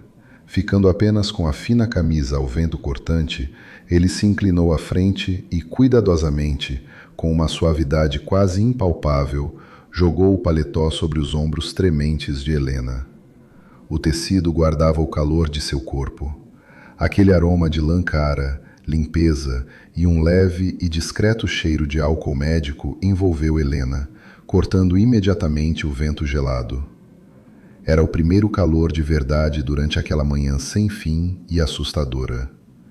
Ela agarrou com os dedos entorpecidos as lapelas do paletó masculino, incapaz de conter um soluço baixo e abafado. Gabriel não disse palavras vazias de consolo. Ele enfiou a mão no bolso das calças e tirou de lá um pequeno novelo branco. Era o sapatinho de lã dela, aquele mesmo que havia deixado no bolso do casaco sujo na clínica. A linha estava limpa e seca. Ele tomou com delicadeza a palma gelada e enlameada de Helena em suas mãos grandes e quentes e pôs o sapatinho em seus dedos. Sua pele era áspera. Nas juntas havia arranhões frescos, mas o toque era surpreendentemente gentil. Você não me deixou perecer nas trevas naquela noite, Helena. Sua voz soava baixa, com uma leve rouquidão, mas cada palavra era clara e calma. Ele a olhava diretamente nos olhos, e em seu olhar havia uma confiabilidade tão inabalável que Helena quis fechar os olhos e apenas respirar. Agora é minha vez de acender a luz para você. Ele não esperou resposta. Gabriel agarrou seu braço logo acima do cotovelo e com a outra mão a sustentou firmemente pela cintura. Levante, disse ele baixinho. Não pode ficar no chão frio. Com sua ajuda, Helena se pôs de pé. A fraqueza não havia sumido, mas agora ela não estava sozinha. A mão de Gabriel a segurava com firmeza e segurança, não a deixando cair. Ele lhe transferiu parte do seu equilíbrio. Só depois de se certificar de que Helena estava de pé com firmeza, envoluta em seu paletó aquecido, Gabriel virou a cabeça em direção à mansão. Rodrigo ainda estava no primeiro degrau da ampla varanda. O sorriso protocolar ainda se mantinha em seus lábios, mas já havia se transformado numa máscara morta e sem sentido. Seu corpo estava numa pose estranha. Quando o olhar de Rodrigo se focou no rosto do homem parado junto ao portão, aquela máscara começou a derreter rapidamente. Os olhos de Rodrigo se arregalaram tanto que ficaram visíveis os brancos. Seu rosto empalideceu instantaneamente, ficando da cor de uma cinza desagradável. Ele estava olhando para o homem cuja morte havia pago 6 meses atrás. O homem cujo lugar havia ocupado, cujas empresas havia transferido para si mesmo, cuja vida havia destruído em nome de sua própria ganância. Aquele homem deveria estar apodrecendo numa vala sem nome, e não estar ali, parado em seu pátio, cercado de guarda armada. O terror, primário, paralisante, um medo animal, imobilizou Rodrigo. Seus joelhos começaram a tremer ligeiramente. Ele tentou dar um passo atrás, se esconder atrás da coluna, mas as pernas se recusaram a obedecer. Abriu a boca para dizer algo, chamar sua segurança, mas da garganta ressecada saiu apenas um sopro fraco e ininteligível. O bumerangue que ele havia lançado no passado obscuro havia completado seu longo círculo e agora retornava com força inevitável para destruir completamente sua vida artificial, construída sobre sangue e vileza. A alameda que levava à varanda parecia a Helena interminável, mas agora cada passo sobre as pedras molhadas era leve. A mão de Gabriel, firme e quente, a segurava com confiança pela cintura. Ele caminhava com firmeza, segurança e implacabilidade. Apenas uma vez, quando chegaram ao primeiro degrau de mármore, Helena percebeu os músculos se contraírem sob sua camisa, e como ele, por uma fração de segundo, fechou os olhos, superando uma onda aguda de dor física. Mas seu passo não diminuiu. Rodrigo recuava. O homem que 20 minutos atrás decidia destinos e expulsava a esposa grávida para o frio, recuava agora instintivamente, para longe da beira da varanda. Ele não olhava para Helena. Seus olhos arregalados e convulsos estavam presos apenas ao rosto de Gabriel. Rodrigo se afastou mais um passo e, de forma desajeitada, colidiu com as costas em Bianca. A moça soltou um grito baixo, perdendo o equilíbrio em seus saltos altos, e instintivamente o empurrou. Aquele gesto pequeno e mísero da amante, como que destruiu a parede invisível em torno de Rodrigo, tirando-lhe os últimos restos de confiança. Gabriel parou ao pé da escada. Não subiu até eles, forçando Rodrigo a olhá-lo de cima. Mas naquela disposição de forças, era exatamente Rodrigo que parecia pequeno e encurralado. Não estava esperando Rodrigo? A voz de Gabriel era moderada, mas possuía uma densidade e força tais que parecia comprimir o ar. Não havia nela gritos nem histeria, apenas uma constatação fria e precisa. Cada palavra ecoava pelo pátio úmido da manhã. Achou que tinha resolvido tudo. Rodrigo engoliu saliva. O gogó em seu pescoço palpitou acima do colarinho apertado da camisa. Achou que, cortando as mangueiras dos freios do meu carro e depois pagando generosamente os cartórios necessários para transferir o meu grupo empresarial para si mesmo enquanto eu jazia na vala, ia se tornar dono da vida. Gabriel falava claro, sem tirar de seu ex-sócio o olhar opressivo. Você calculou errado. As palavras batiam com precisão. Rodrigo passou a respirar convulsivamente, engolindo o ar frio com um barulho. Sua insolência natural, alimentada por anos de impunidade, tentou superar o pânico. Acionou-se o velho reflexo condicionado de um homem acostumado a se esconder atrás dos outros. Isso é absurdo! A voz de Rodrigo desafinou, quebrando numa nota aguda. Ele enfiou freneticamente a mão trêmula no bolso interno do paletó e tirou o celular. Você não vai provar nada. É uma invasão e uma extorsão. Vou fazer uma ligação e vão tirar vocês daqui. Os dedos de Rodrigo tremiam tanto que ele acertou a tela várias vezes sem conseguir desbloqueá-la. Por fim, encontrou o contato que procurava. Um homem em Brasília, cujo nome abria qualquer porta e encerrava qualquer processo criminal. Seu protetor particular, muito caro. Os toques soaram no silêncio absoluto do pátio. Do nervosismo e tensão, Rodrigo pressionou acidentalmente o ícone de viva voz. No terceiro toque, do outro lado responderam: Senador Albuquerque. Rodrigo quase gritou o nome. Sua voz tremia de esperança ávida. Senador, o Ventura apareceu aqui, vivo, com pessoal armado. É uma invasão ilegal. Preciso de apoio com urgência. Mando homens e pago o triplo. Do alto-falante do telefone saiu um suspiro curto e aborrecido. A voz do benfeitor da capital soava seca, burocrática e gelada. Rafael me encaminhou a pasta com você há 1 hora, Rodrigo, disse o senador Albuquerque. Em seu tom não havia um pingo de simpatia. Há ali uma base de provas completa sobre as transações fraudulentas e a tentativa de homicídio. Você está sujo demais. Você ficou tóxico para nós. Senador, espera. Nós tínhamos um acordo. Rodrigo se inclinou à frente, apertando o celular com as 2 mãos, como se fosse uma boia salva-vidas. Não há mais nenhum acordo. A voz do aparelho cortou com dureza. Estamos nos lavando. Resolva você mesmo com o seu ex-chefe e esqueça o meu número. Ouviu-se um estalido. Depois, tons ritmados e curtos de linha desligada. Aqueles tons soaram como um veredito final e implacável. Os dedos de Rodrigo se abriram. O smartphone caro escorregou de suas mãos enfraquecidas. Bateu na borda do degrau de mármore, partindo a tela numa rede fina de rachaduras, e voou para uma poça suja. Rodrigo baixou os braços. Seu rosto estava cinzento, terroso. A ilusão de onipotência que ele havia construído com tanto esmero por anos desmoronou num só telefonema curto. Enquanto isso, o pátio da mansão começou a mudar. As vozes altas, o barulho dos motores trabalhando e o aparecimento da guarda armada fizeram o seu efeito. As pessoas que por anos haviam servido aquela casa, permanecendo como sombras invisíveis, começaram a sair de seus esconderijos. Do fundo do pátio, timidamente, apareceu o jardineiro com uma jaqueta sobre o macacão.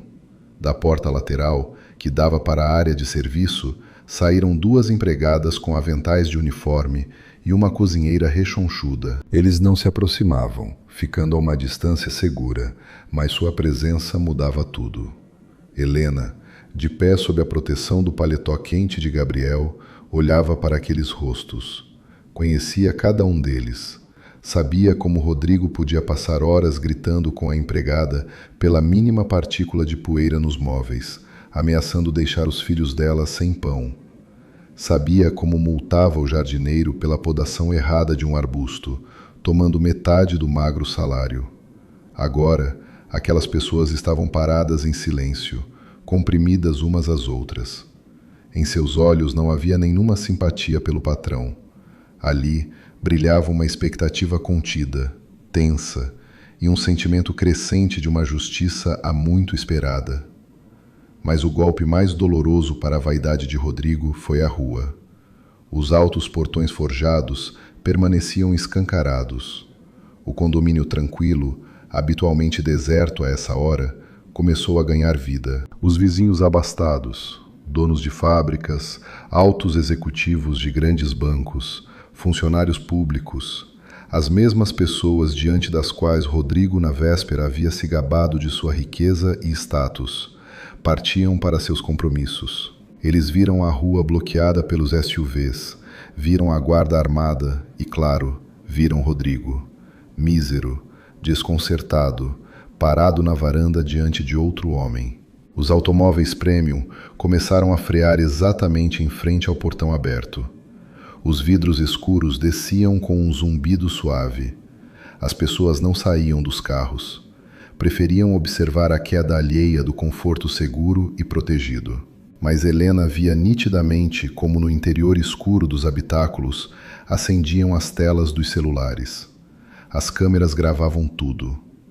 Para um homem que havia vivido para a aparência, para o status e a opinião dos outros, aquilo era um colapso absoluto e irreparável. Rodrigo sempre havia desprezado a fraqueza. Agora ele mesmo havia se tornado essa fraqueza, exposta ao olhar de todos, transformando-se em espetáculo gratuito para seus empregados e seus vizinhos arrogantes. Ele sentia aqueles olhares na pele, queimavam mais do que o vento gelado. "Isso é ilegal", murmurou Rodrigo, olhando em volta com ar acuado. Ele estava arqueado. Sua roupa cara de repente parecia folgada e inadequada. "Vocês não têm direito." Nesse momento, do terceiro SUV parado junto ao portão, saíram 3 homens. Eles se distinguiam claramente dos seguranças pessoais de Gabriel. Vestiam roupa formal dos agentes da Polícia Federal. Nas mãos de um deles havia uma pasta de couro volumosa. Eles cruzaram a alameda com passo firme e cadenciado, parando um pouco atrás de Gabriel. O aparecimento de representantes oficiais do poder destruiu definitivamente Rodrigo. Os mecanismos de defesa de sua psique não suportaram a realidade. "As empresas são minha por lei", ele de repente gritou de forma aguda e desesperada, partindo do lugar e dando um passo para a beira da varanda. Saliva espirrava de seus lábios. "Tenho todos os documentos em mãos. Esta é minha casa, minha terra. Vocês não podem vir aqui e simplesmente tomar tudo? Vou reclamar. Vou até o presidente." Helena instintivamente se sobressaltou com seu grito, mas a mão de Gabriel apertou com mais firmeza sua cintura, transmitindo-lhe confiança e calma. Gabriel não elevou a voz.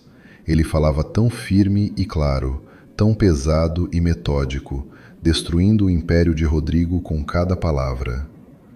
"As leis nas quais você confia, Rodrigo, funcionam apenas para aqueles que sabem pagar por elas", disse Gabriel. "E pagar agora você não tem com quê." Ele fez um gesto curto com a mão, indicando os investigadores atrás de si. "Meu chefe de segurança passou 6 meses montando esse processo peça por peça. Esperava apenas o meu retorno para pôr em andamento." Seus cartorários de bolso, que falsificavam assinaturas nos documentos constitutivos, não eram assim tão leais. Assim que lhes mostraram as provas, ainda esta madrugada, no depoimento, escreveram confissões detalhadas, com indicação de valores de propina e o seu nome. Rodrigo passou a respirar pesado, engolindo o ar convulsivamente. Tentou se apoiar na coluna de mármore para não cair. Todas as suas contas foram bloqueadas há exatamente 1 hora.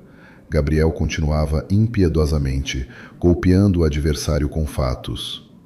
O monitoramento financeiro já bloqueou qualquer transação. Seus cartões corporativos dourados, com os quais você tanto gostava de pagar, agora são apenas pedaços de plástico inúteis. Bianca, parada atrás de Rodrigo, soltou um "ah" baixo e levou as mãos às bochechas. Dona Conceição se deixou cair pesadamente no banco próximo, segurando o coração. Esta casa, esses carros, esse negócio... Gabriel lançou o olhar pelo pátio.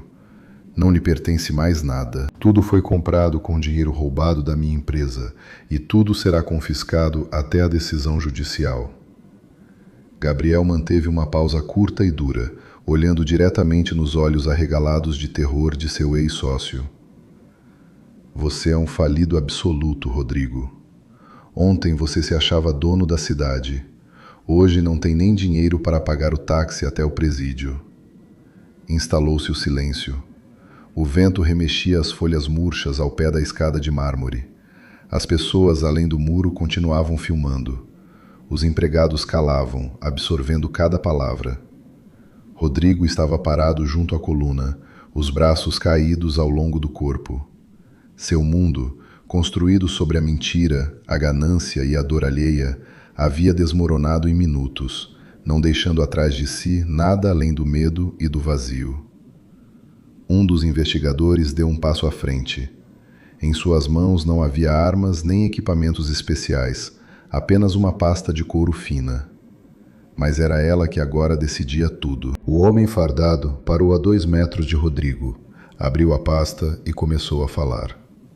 Sua voz era seca, burocrática, sem uma emoção sequer. Ele não pregava nem tentava envergonhar. Simplesmente lia os fatos. Fraude em valor especialmente alto. Falsificação de documentos societários. Sonegação fiscal através de rede de empresas fictícias.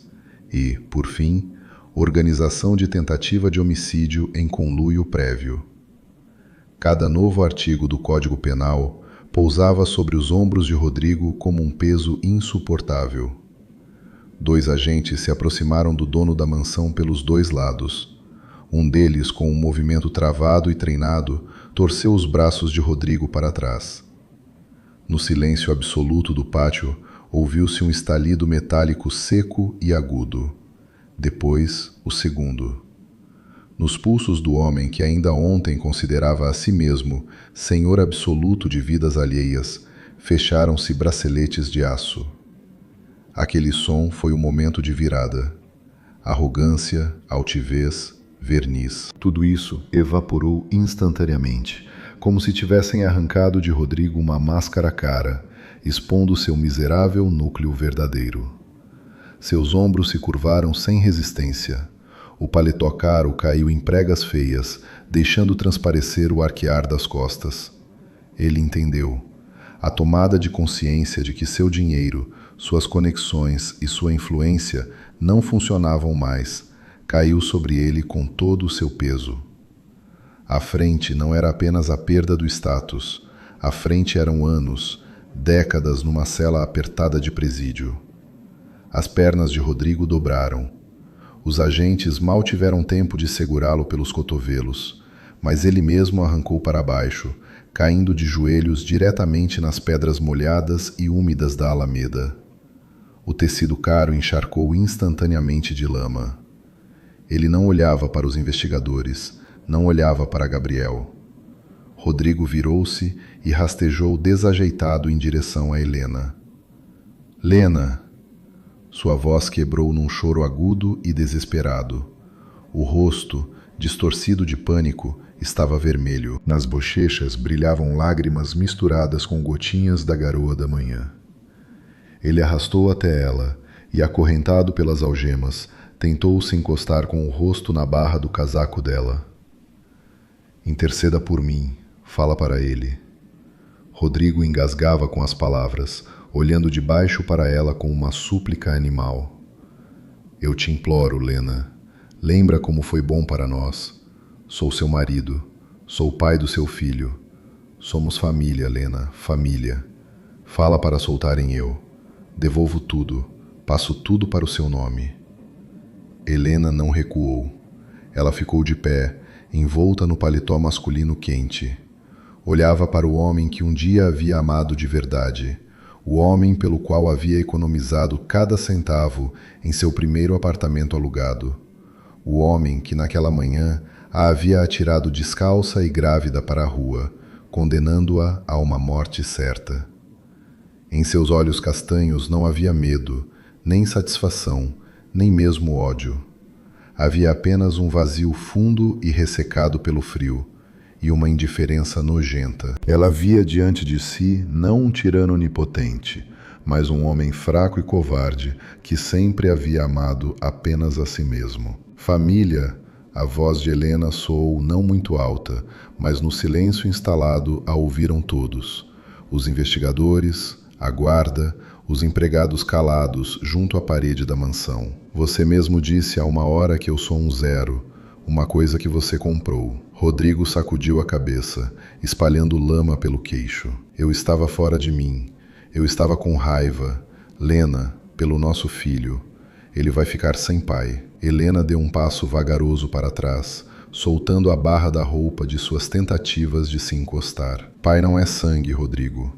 Suas palavras caíam pesadas, cortando o passado para sempre. Pai é quem protege. E você nos jogou fora como lixo. Meu filho não tem esse pai. E nunca teve. Ela se virou. Aquele gesto foi o veredito definitivo. Os agentes arrancaram Rodrigo do chão com uma sacudida. Ele não resistia mais. Seu corpo estava mole. Ele apenas chorava baixinho, entrecortado, enquanto o levavam pela alameda até a porta aberta da viatura. A porta bateu, escondendo-o para sempre por trás do vidro escuro. Enquanto todos os olhares estavam presos a Rodrigo, junto à entrada da mansão, começou outro movimento. Bianca, parada na varanda no roupão de seda de Helena, avaliou rapidamente a situação. Tudo estava desmoronando, e a predadora dentro dela exigia salvar sua presa. Com cuidado, tentando não chamar a atenção, ela começou a descer pelos degraus laterais da varanda, movendo-se ao longo da parede da casa em direção ao portão aberto. Calçando chinelos domésticos de salto pequeno, tentava pisar sem fazer barulho. Carregava nos braços uma bolsa de grife volumosa, apertada com tanta força que o zíper havia aberto alguns centímetros. Ela havia quase passado pela parte central do pátio, quando à sua frente surgiu como uma sombra silenciosa Rafael. O chefe de segurança de Gabriel não disse uma palavra, apenas ficou de pé diante dela, bloqueando o caminho com sua figura larga. Bianca estancou. Seu rosto bem maquiado empalideceu. Os lábios começaram a tremer nervosamente. Me deixa passar, ela tentou dar firmeza à voz, mas saiu apenas um sibilar mísero. Não tenho nada a ver com isso. Estou saindo. Rafael silenciosamente estendeu a mão e arrancou a bolsa de suas mãos com firmeza, sem o menor esforço. Bianca nem teve tempo de piar. O homem virou a pesada bolsa de couro de cabeça para baixo e a sacudiu com força sobre o asfalto. Ouviu-se um som alto e tintinante. Sobre as pedras molhadas e sujas, choveram com estrondo as coisas: anéis de ouro, pulseiras pesadas, brincos cravejados de brilhantes, 2 relógios suíços caros, várias caixinhas de veludo que com a pancada se abriram, revelando à luz conjuntos de joias exclusivos. Tudo pertencia a Helena. Rodrigo comprava isso por status, e Bianca, aproveitando o caos geral, simplesmente esvaziava os screens do quarto de casal. As joias se espalharam pelas poças, misturando-se com a lama e as folhas caídas. No pátio, pairou um silêncio absoluto e calmo. Os empregados que assistiam à cena não proferiram um som. Ninguém ria, ninguém se regozijava em voz alta. Era o desprezo frio e nojento de pessoas que haviam visto o verdadeiro rosto daquela atrevida moça. Os vizinhos, além do muro, continuavam filmando tudo em silêncio. Helena virou devagar a cabeça e olhou para Bianca. A moça estava parada, se abraçando, encolhida com o vento penetrante. A seda esmeralda do roupão, roubado do armário alheio, não aquecia em nada. Apenas sublinhava seu ridículo e sua miséria.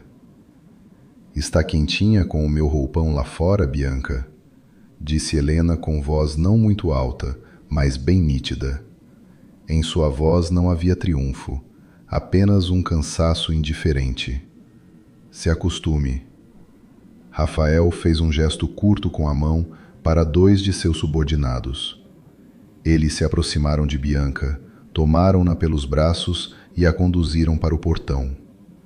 A moça não resistia. Ela caminhava de chinelo pelas poças geladas, deixando para trás a mansão, as joias alheias e suas ilusões destruídas sobre uma vida bonita. Puseram-na para fora do perímetro, e ela se pôs a caminhar pelo acostamento da rua, escondendo o rosto do vento, acompanhada apenas pelos olhares frios dos vizinhos, de dentro de seus carros aquecidos. Perto da própria varanda, ouviu-se um som parecido com o gemido de um cachorro surrado. Dona Conceição estava sentada no degrau de mármore inferior. Seu penteado perfeito havia se desfeito. A maquiagem cara havia escorrido, deixando nas bochechas manchas escuras. Ela não gritava nem xingava. Simplesmente estava sentada, abraçando os joelhos com as mãos secas cobertas de anéis de ouro, e emitia um uivo monótono, balançando de um lado para o outro. Aquele som era pleno de tristeza absoluta e sem esperança. A sogra não lamentava o filho preso, ela lamentava a si mesma. Em sua cabeça já havia se formado um quadro claro e impiedoso do futuro. A mansão seria lacrada ainda hoje. As contas bloqueadas, os cartões inutilizados. Todo aquele luxo ao qual ela havia se acostumado tão rapidamente, todas aquelas empregadas e motoristas pessoais haviam sumido. À sua frente aguardava seu apartamento antigo, há muito sem reforma, na periferia da cidade. O cheiro de umidade no corredor, o sofá rangente, a torneira gotejando na cozinha apertada e uma mísera aposentadoria do Estado. A vida a havia lançado de volta à miséria da qual havia tentado fugir desesperadamente a vida inteira.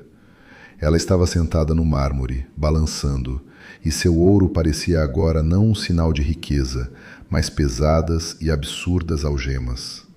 Gabriel, parado ao lado de Helena, de repente deu um passo à frente. Seu olhar se prendeu em algo brilhante, em uma poça rasa ao pé da escada. Ele se curvou, superando a rigidez do corpo, e mergulhou a mão na água suja. Gabriel se endireitou.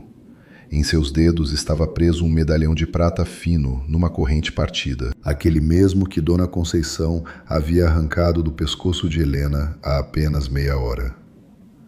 Gabriel tirou do bolso interno um lenço dobrado em quadrado, impecavelmente branco.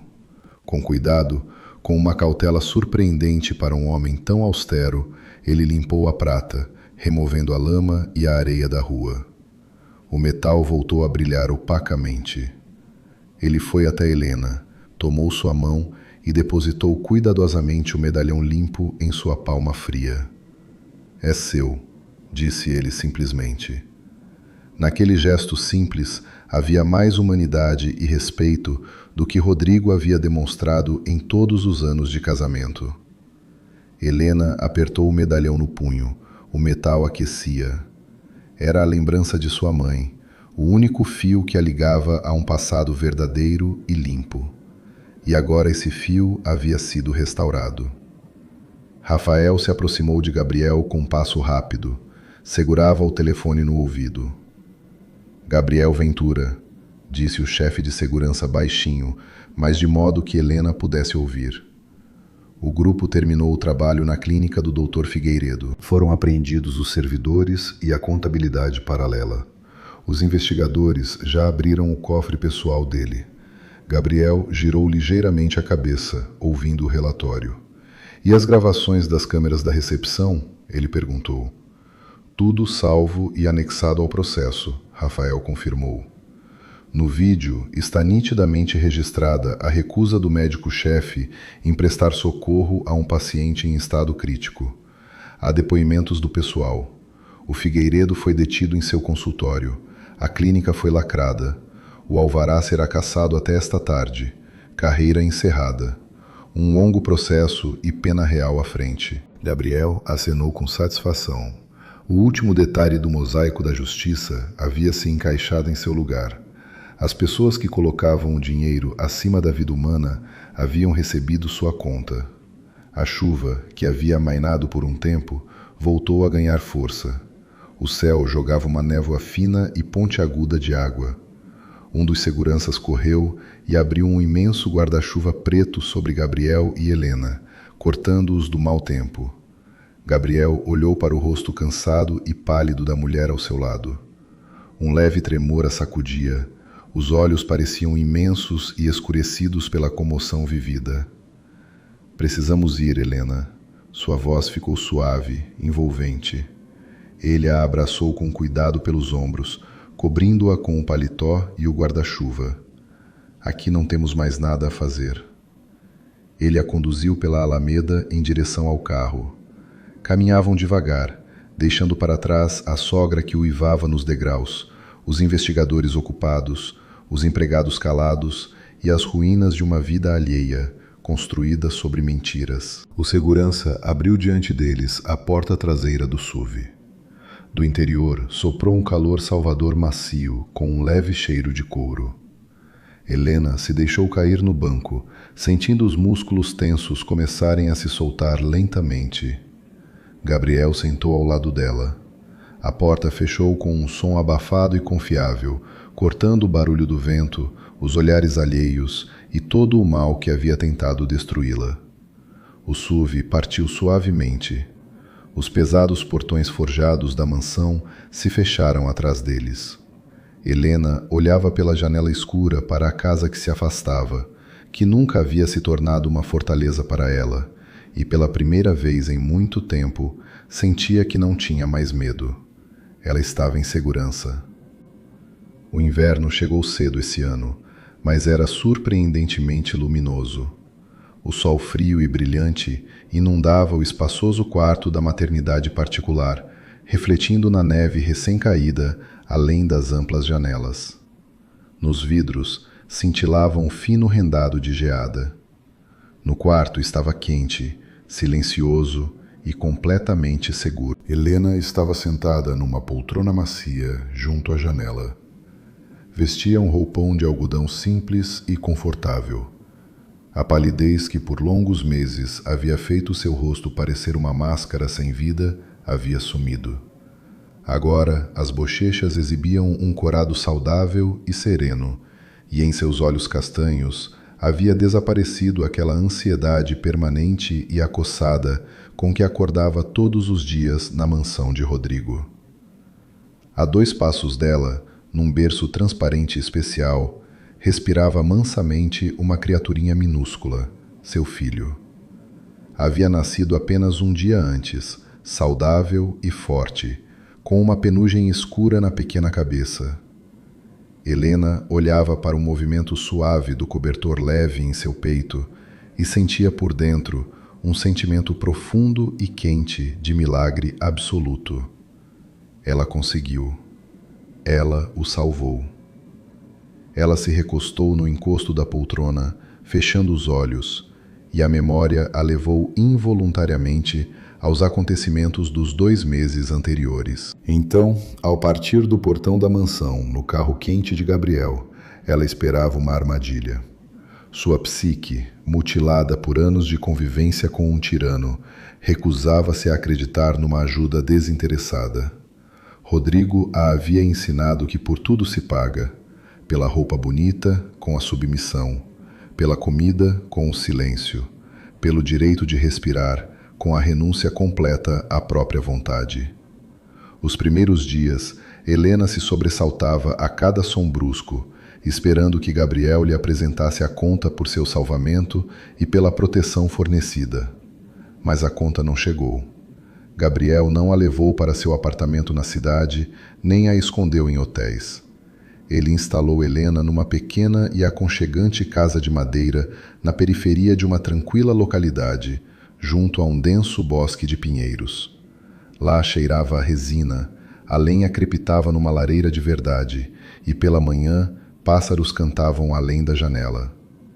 Ele se tornou para ela uma proteção confiável e tranquila. Helena não sabia exatamente que alavancas ele havia acionado, mas Rodrigo desapareceu de sua vida tão rapidamente quanto havia entrado nela. Nenhuma ligação, nenhuma visita de advogados.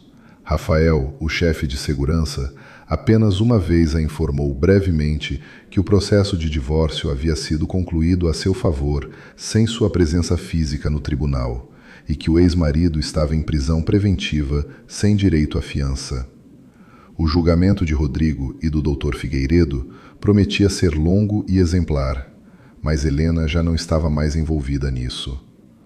Todo esse tempo, Gabriel esteve por perto, mas sua presença jamais foi pesada ou invasiva. Ele vinha algumas vezes por semana, trazia mantimentos, conversava longamente com os médicos que ele mesmo havia contratado para ela, providenciava que a casa estivesse sempre aquecida. Não fazia perguntas indiscretas, não tentava forçar os acontecimentos, não procurava pretextos para toques casuais, não exigia gratidão. Ele via diante de si uma mulher que havia acabado de sair de sob as ruínas de sua própria vida e entendia que ela precisava de tempo para simplesmente aprender a respirar de novo. Gabriel lhe deu esse tempo. Presenteou-a com o luxo do silêncio e da tranquilidade. E foi exatamente essa distância, esse profundo respeito masculino pelos seus limites, que fez o que nenhuma declaração inflamada seria capaz de fazer. Helena, pela primeira vez em sua vida, sentiu o que significa se apoiar numa pessoa que não tenta te quebrar. O medo havia sumido, cedendo lugar a uma confiança tranquila e uniforme. A porta do quarto se abriu tão silenciosamente que Helena percebeu o movimento apenas quando uma larga sombra deslizou pelo piso. Gabriel entrou no quarto. Ele havia mudado muito nesses 2 meses.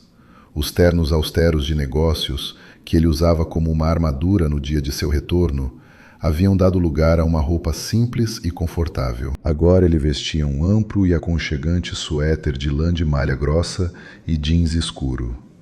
As feições de seu rosto haviam se suavizado. Havia sumido aquela rigidez glacial e assustadora que apavorava seus inimigos. Ele parecia descansado e incrivelmente caseiro.